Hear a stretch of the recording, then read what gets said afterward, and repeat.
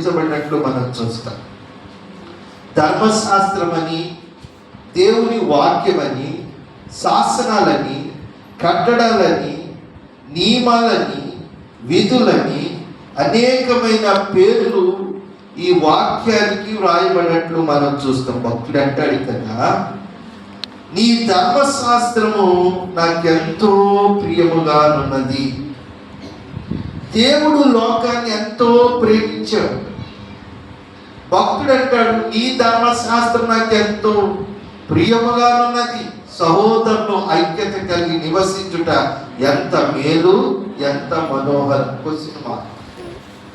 ఎంత మేలు, ఎంతో మేలు, ఎంత మనోహరం. జీవితానికి బ్రతుకులు ఎప్పుడైతే ఆనందంగా ఉంటాయో, బాధలు, కష్టాలు, ఇబ్బందులు లేకుంటాయి. వారి జీవితంలో ఆనందం, వారి జీవితాలు ఆశీర్వాదకరంగా ఉంటాయి. ఆనందం లేని జీవితంలో నిరాశ, నిస్పృహ, ఎప్పుడు కూడా నిట్టూర్పు, ఈశ్వరమంట ఉంటారు. వారిలో వారి జీవితాల్లో మొక్క కవళికలు ఎప్పుడు సంతోషంగా, ఆనందంగా ఉన్నారు. దేవుని కలిగిన వారు పరవళ్ళు తొక్కుతారు, సంతోషిస్తారు, గంతులు వేస్తారు, ఉత్సాహిస్తారు. దేవుని బట్టి వారు ప్రహర్షిస్తారు. ఘన